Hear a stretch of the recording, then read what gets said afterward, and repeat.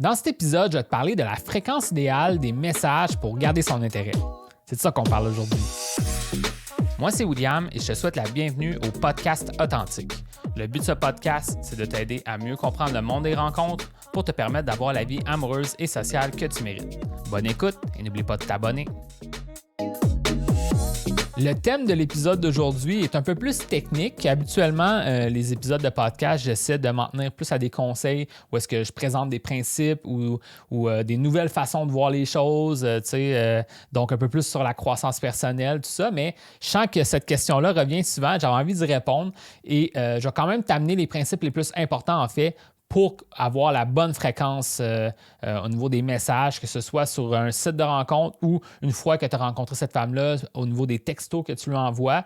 Donc, je vais vraiment te partager l'erreur la plus flagrante que tu dois éviter. Puis ensuite, vraiment, moi, qu'est-ce que j'enseigne vraiment dans mon aide privée pour t'aider à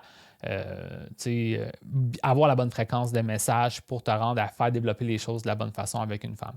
Donc, sans plus tarder, première chose que je veux te dire, l'erreur principale que je vois, puis moi-même je l'ai fait en passant cette erreur-là, c'est de croire qu'il faut constamment rallumer un feu qui va s'éteindre à tout moment si on ne met pas de l'attention sur ce feu-là. Donc, c'est vraiment une espèce de mentalité d'où est-ce que c'est toujours c'est quoi la prochaine chose que je dois faire pour pas qu'elle m'oublie. T'sais? Donc, que ce soit quand tu as eu un match ou même après avoir eu des rendez-vous avec une femme, tu es encore dans cette mentalité-là de vouloir garder son intérêt. Et les textos, ça ne devrait pas être une façon de garder l'intérêt d'une femme. T'sais. Même les messages en ligne aussi. Ce n'est pas ça le but. Au final, tu devrais assumer que cette personne-là est déjà intéressée. Puis les messages ou les textos, c'est une façon de continuer à bâtir cette connexion-là que vous avez ensemble, la maintenir et vous rendre à vous rencontrer en personne. Donc, l'erreur que je vois de beaucoup d'hommes, c'est de justement essayer de rendre une femme de plus en plus attirée, intéressée à eux par message. T'sais. Oui, c'est une façon, à travers les échanges que tu as une connexion qui va se créer, une certaine attirance qui va se créer parce que vous allez comme créer un lien plus fort, mais ça ne devrait pas être le but principal. Le but principal, c'est juste de échanger assez pour voir que vous intéressez assez l'un l'autre. En fait, exemple, dès que tu as un match en ligne, cette femme-là, elle voyait déjà que tu avais un potentiel, qu'elle était peut-être déjà ouverte en fait à te rencontrer de certaine façon dès le match, mais elle veut suivre les étapes du processus pour être sûre là, qu'elle fait un bon choix pour te rencontrer. Donc là, il faut juste que tu confirmes les bonnes étapes avec elle, quelques échanges, en 2 ou 3 conversations, tu l'invites et ça fonctionne. T'sais. Et je crois que des fois, l'erreur des hommes, c'est de vouloir justement texter beaucoup, envoyer beaucoup de messages pour essayer de bâtir cet intérêt-là. Puis souvent, on se tire dans le pied en envoyant trop de messages. Donc, ça, c'est vraiment la première piste que je veux te donner. Maintenant, c'est ça. C'est quoi la fréquence idéale? Par exemple, en ligne, dès que tu as le match, c'est bon d'envoyer un message tout de suite. On échange, puis tu réponds quand elle te répond. Je ne crois pas qu'il y ait vraiment un timing spécifique à faire. Souvent aussi, ce qui peut être intéressant, c'est de comprendre que si, dans le meilleur des cas, ce soit ça, mais si tu agis comme un homme qui a une vie bien remplie, ça veut dire que tu ne serais pas supposé répondre toujours à la minute près. Donc là, je ne dis pas qu'il faut que tu fasses semblant d'être occupé. Je pense que dans le meilleur des cas, il faudrait que tu sois réellement occupé. Puis il faut aussi que des fois, tu te dises, il est trop tard, je vais répondre demain. Il est rendu 10h30, 11h du soir. Je vais lui répondre demain matin quand je vais me lever. T'sais. Donc, c'est vraiment cette mentalité-là à faire, de ne pas être trop disponible, mais pas nécessairement faire semblant de ne pas être là, mais juste de vraiment vivre une vie bien remplie, puis répondre quand ça donne, puis faire avancer les choses d'une étape à l'autre. Puis ensuite, après un certain nombre de conversations, tu vas te rendre à l'inviter à un rendez-vous, puis elle va dire oui, parce que ça a bien été. Donc, voilà. Une fois que tu as eu justement ce rendez-vous-là, souvent, tu vas avoir aussi son numéro de téléphone pour envoyer des textos maintenant.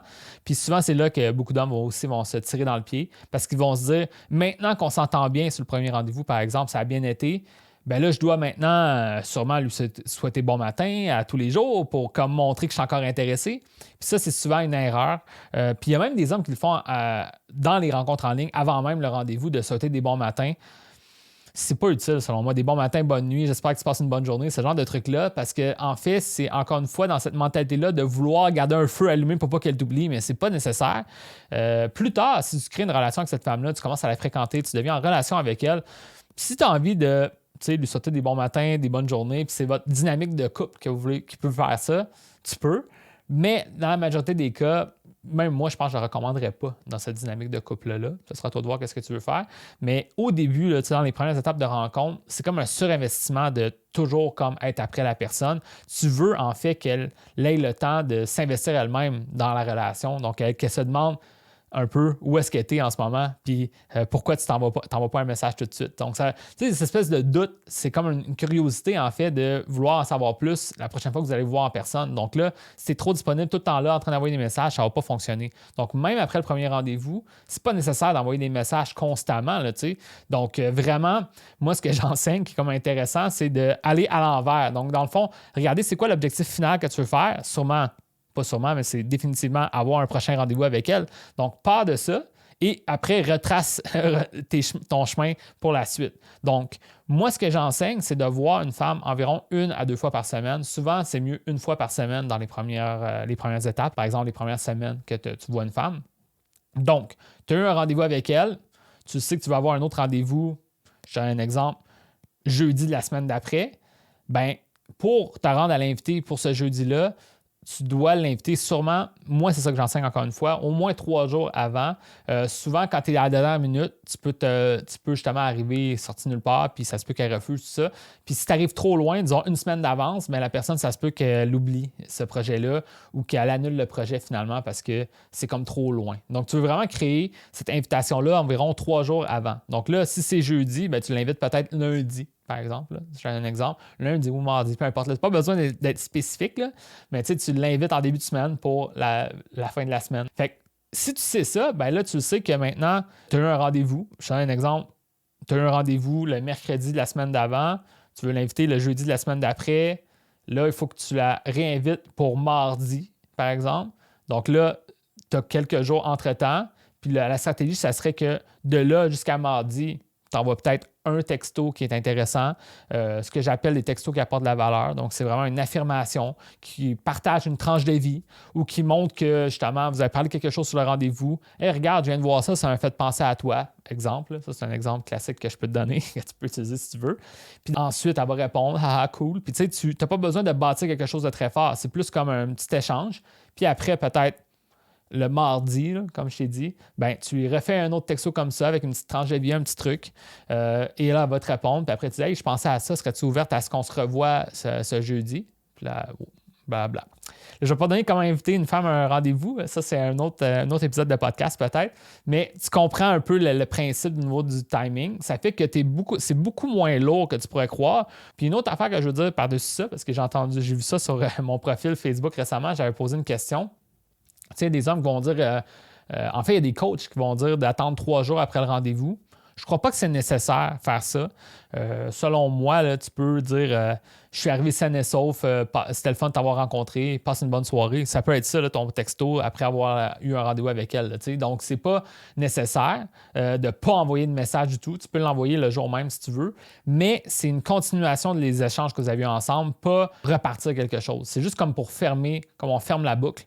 Donc, des fois, le problème, c'est des hommes qui ont eu des rendez-vous courts. Par exemple, ils ont eu un rendez-vous d'environ, je sais pas, 45 minutes, puis ensuite, rendu à la maison, ils commencent à échanger, puis ils échangent, puis ils échangent, puis ils échangent. C'est comme, ben, tu aurais dû faire ça sur le rendez-vous. Là. Finalement, ça, c'est une erreur. Là. Donc, vraiment, souvent, le texto d'après-rendez-vous, ça va être juste comme je suis arrivé à la maison ou content de t'avoir rencontré, sourire, that's it. Puis ensuite, tu reviendras plus tard pour donner une nouvelle. Donc, tu peux le faire si tu veux ou tu peux décider de ne pas le faire. Ça ne change rien, en fait, parce que si tu as une bonne connexion avec la personne, elle ne va pas s'attendre. Il faut absolument que tu envoies un texto. Puis relié à ça, il y a quelque chose que j'avais vu dans mon profil que je vais adresser. Il y a des hommes qui disent ben moi, si j'ai attendu après 2 jours, je n'avais toujours pas envoyé de message, puis là, elle m'avait bloqué ou elle m'avait enlevé le match. Bien ça, ce que ça veut dire en fait, c'était que tu n'avais pas créé une impression assez forte. Et là, elle a déduit que tu ne fais pas tant d'efforts pour justement te montrer proactif pour, comme entrepreneur pour faire progresser les choses avec elle. Donc, elle se dit ben moi, tant qu'à le voir être un peu paresseux pour me montrer son intérêt, je vais juste l'annuler tout de suite puis je vais m'éviter de la douleur future. Donc là, ce qu'il faut comprendre, c'est que si tu es perçu comme un homme plus attirant, plus intéressant dès le match, puis une fois que tu as eu le rendez-vous, tu confirmes cette belle image positive-là, puis ça développe au niveau du rendez-vous, bien, au final, s'il y a une petite pause entre les messages, elle va avoir hâte que tu envoies un message, puis elle ne va pas t'avoir bloqué parce que tu n'as pas envoyé le message. Donc, ça, c'est une autre chose que je veux t'amener. Donc, si je peux résumer l'épisode d'aujourd'hui, c'est quoi la meilleure fréquence, la fréquence idéale pour garder l'intérêt d'une femme? Ben, c'est réellement de envoyer des échanges qui apportent de la valeur et prévoir quelques jours avant un rendez-vous, de lui envoyer un message qui apporte de la valeur puis de l'inviter, tout simplement. Donc, il n'y a pas réellement... tu n'as pas besoin d'inonder de texto une femme, selon moi, et c'est souvent l'erreur de plusieurs hommes. Donc, c'est vraiment ça que je veux te partager dans l'épisode d'aujourd'hui. Donc, maintenant, si tu aimerais savoir de l'aide, justement, sur cet aspect-là, moi, tu sais, j'ai une énorme expertise au niveau des textos, puis si tu décides de travailler avec moi en privé, ben quand tu vas être dans des situations comme ça, là, tu viens de vivre une situation avec une femme, tu as eu un match, puis là, tu ne sais pas si c'est le bon moment de l'inviter ou pas, ou peut-être que tu as eu un rendez-vous avec elle, maintenant tu te demandes est-ce que j'aimerais la relancer maintenant ou plus tard, bien, tu pourrais me poser cette question-là directement, puis je pourrais t'enligner dans la bonne direction. Moi, j'ai une énorme expertise là-dedans. Aussi, comment bien l'écrire, ces textos-là que tu vas envoyer, parce que, évidemment, si tu envoies moins de textos, il faut que ça soit bien fait, il faut que ça vaut le coup, de certaine façon. Donc, il faut vraiment bien les écrire. Puis ça, ben, je pourrais te montrer aussi comment faire ça à travers les ressources, mais aussi à travers mon accompagnement. Tu sais, je pourrais te dire exactement comment moi, je ferais ça si j'étais toi. Donc, c'est quelque chose que je sais qui peut faire une énorme différence, parce qu'après quelques fois d'échanger avec moi puis de comprendre comment je vois ça, bien, tu peux vraiment l'appliquer à ta façon, de façon autonome, puis vraiment avoir beaucoup plus de succès au niveau de tes rencontres.